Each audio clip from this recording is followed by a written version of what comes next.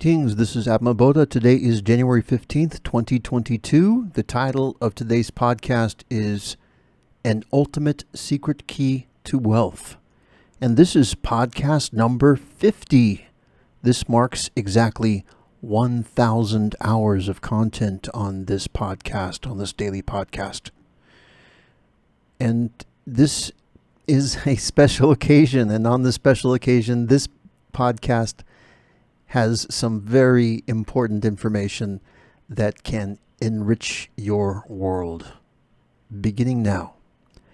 God wants you to be wealthy. God has made you wealthy on the inside. Society has made you believe that you are not.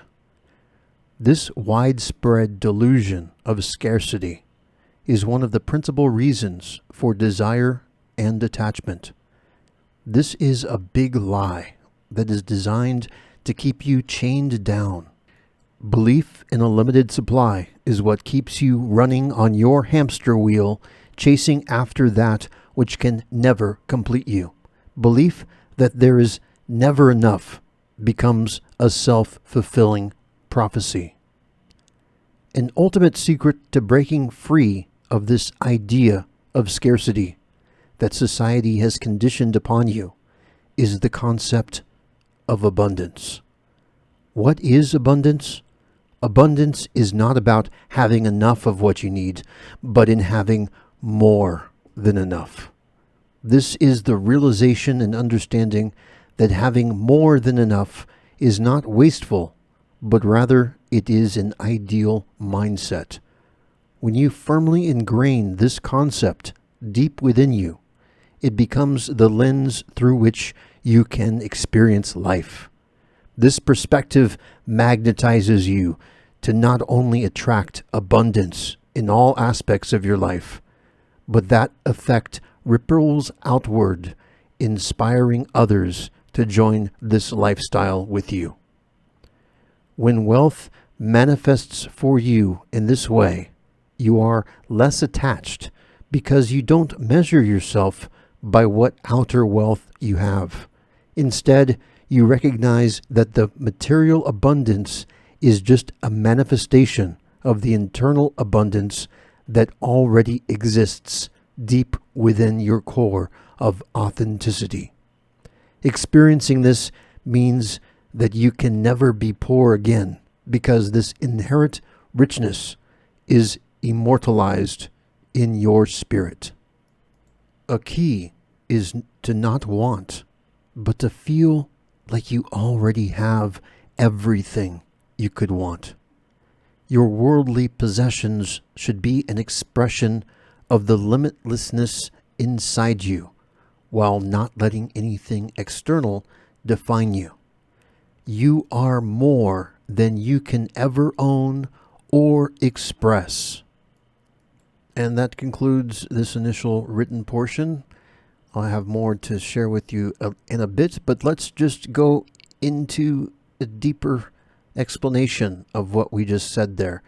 And by the way, I highly recommend, if you have never watched the movie The Secret, it's a 2006 documentary that you should find very, very interesting because there's a lot of truths in there. A lot of wealthy people are also in there that are talking about their secrets and how they've been able to use the law of attraction to manifest a greater material success within their lives.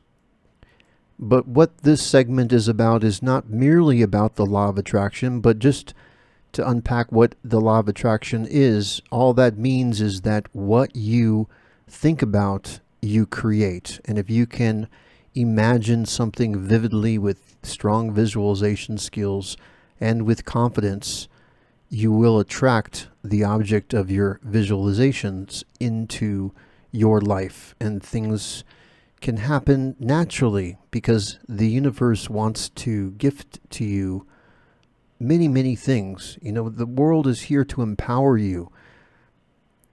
Society, in turn, this world also tries to get you to believe that you are less than who you are. So much about life is about listening and believing the truest voices, and that is how you become empowered. If you believe the voices that try to convince you that you're weak or that you are a victim, and you may be a victim, but in order to overcome your victimhood, you need to stop identifying as a victim, but instead be something more. So how does the world trick everyone into being disempowered? Is this whole concept of scarcity and the idea that there is never enough, that there's not enough money, there's not enough love, there's not enough success to go around. And this idea keeps people locked into disempowering situations where they're making a low wage per hour and struggling to survive, and your life is being consumed by mundane activities just in this struggle for survival. And it can be tough in the beginning to break free of that.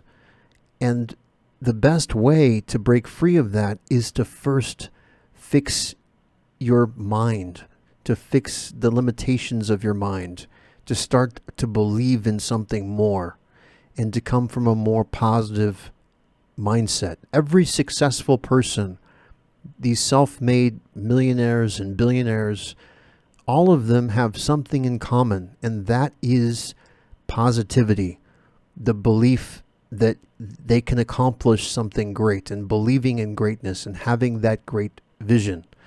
I was watching something on YouTube recently, and this guy who's a self-made man, I should probably cite his exact name, but I don't have it off the top of my head. But he's talking about how his mentor told him that if you have a business, you have a choice to have a small business or you have a choice to have a big business.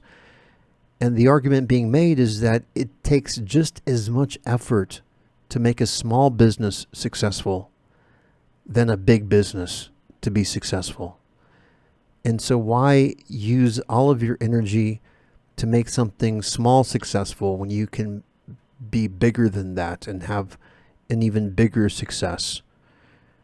And that's comes down to this idea of scarcity. Many people believe that they're only capable of doing something small, and that's not a bad thing. You know, in all fairness, diversity is what makes life wonderful. And for some people, perhaps it's enough for them to just attain a modicum of success, whether it is owning a small convenience store or some other small business. And that's fine. You know, without small businesses like that, our life would be less diverse. We don't want everything to be just big chain stores. We want to have new ideas and fresh perspectives. But this delusion of scarcity, why it is one of the principal reasons for desire and attachment, is because when you understand that there is more than enough, that unlimitedness within you is unlimited, whereas everything that you can see in your world is limited, that means you have an inherent advantage over your environment when you are coming from this position of strength. And this strength is what should define you, not what external people define you as. Okay, never let your environment define who you are. Let who you are be defined by that unlimitedness within you. And in turn, this confidence, you can use that to define the world and to shape the world in the way that you want it to be. Because unless you have this belief in yourself, nobody else is going to believe in you. The belief in yourself needs to start first. And this is a certain level of maturity. And not everyone can get to this place right away. Some people, it takes some time. I know for me, it took me some time to be able to break free of the ideas that society has ingrained upon my mind. And plus, in this modern day and age, there's just so many distractions. You've got entertainment, you've TV shows and movies, unlike that which has ever happened before. Realism and computer games, and you can lose yourself in alternative virtual realities that we didn't have to contend with even 20 years ago or 30 years ago, let alone what's happening today. So modern technology can be both a blessing and a curse, because if it becomes a distraction away from the magnificence of who you are, then it can become an obstacle. But at the same time, it can become a powerful tool, because the world is more interconnected now than has ever happened before. You have an easier way of connecting with others of like minds and being able to learn things, whereas this is an amazing accomplishment that people of the past could never even imagine. If you wanted to have a good teacher and to get some interesting knowledge, you had to be selected to attend exclusive universities so you can have access to top professors. And now today, you can learn anything through the power of the internet, through YouTube and other websites. You have experts in their field. If you want to learn about art, you can learn directly from the best artists in the world who post tutorials on the internet. Same thing with programming or music or writing or filmmaking. Anything you can imagine, you can learn easier and for free than ever before in human history. And this is an example of abundance. Scarcity is not reality. Abundance is reality. And it all starts with you and the thoughts that you think of in your head. If you believe that there isn't enough, guess what? That's the reality that you get to live. But let's play devil's advocate here for a second. Let's say you are one of these many millions of people that are struggling to survive. You don't have much money. You consider yourself poor. It's tough to make ends meet, especially right now with COVID. Now you have a choice. You can say, hey, yes, life sucks and everything is limited and scarce and the future is bleak and why even be alive? You can have that really pessimistic perspective. You have that power, that choice. In fact, in many ways, that's the choice that the external world seems to want to push many people into that direction. But there's another way. The other way is to say, hey, wait a minute.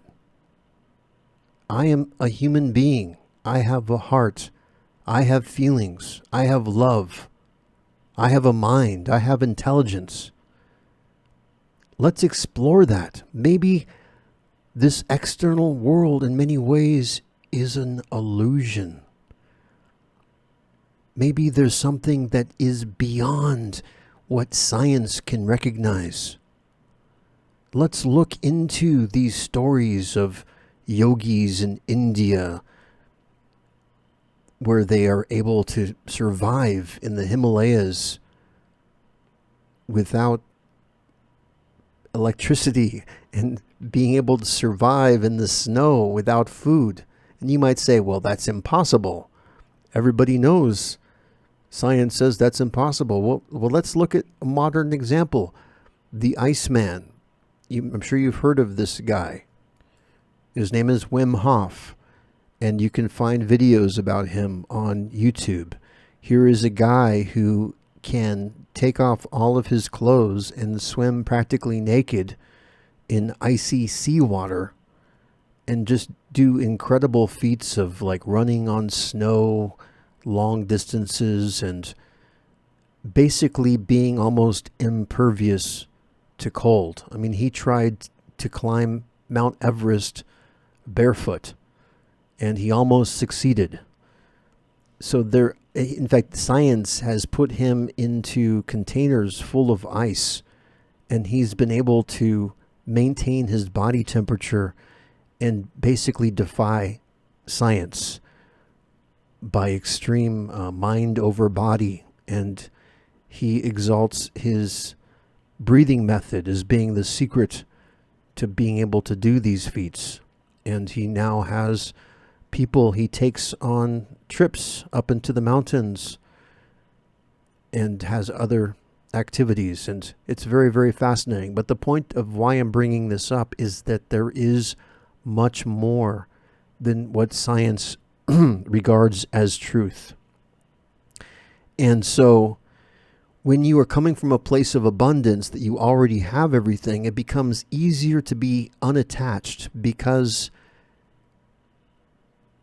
you're coming from a place of unlimitedness. It's coming from that positive mindset. It all comes back down to positivity. So I don't want to repeat what we've already talked about in previous podcasts.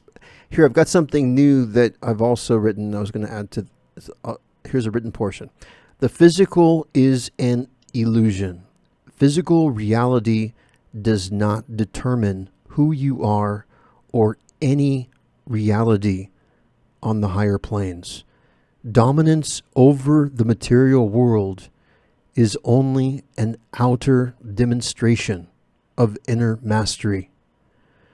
When we are in the world but not of the world, that means our unlimitedness within is the overpowering force, not the external. And so what does that mean? That means very simply that you can master your mind. And there's something called the higher truth, the ultimate truth, that you can connect with, and that can empower you to be in a state of bliss and love perpetually. And when you have that mindset, it makes it easier to come from a place of abundance. And naturally, when you have this impenetrable mind where nothing can interrupt your happiness, nothing can interrupt your positivity, you become a beacon of hope for many people. People start to look at you for leadership because you have accomplished something without needing money. And once you have this, it also makes it easier for you to make money. Making money is not a bad thing. It's attachment to money that can be a bad thing. When you start looking at your material possessions as being what defines you, then that is coming from a weaker perspective. And I know that those men that want a wife, yes, many women are vain. That's a characteristic of female nature. They are looking for a provider. And if you don't look like someone who can support them in the manner that they want to be supported, and they will judge you and they will define you based upon your material possessions. And that is why it's important that you don't define yourself by your material possessions.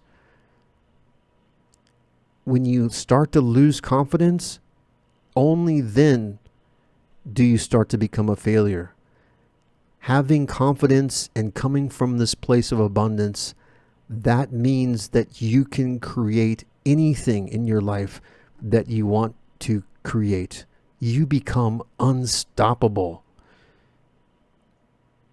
This is Atma Bodha. And again, if you want to join the community here, you visit divinity.com. You can also find the podcasts and the Reddit link and Discord link. Until tomorrow, you guys have a fantastic day.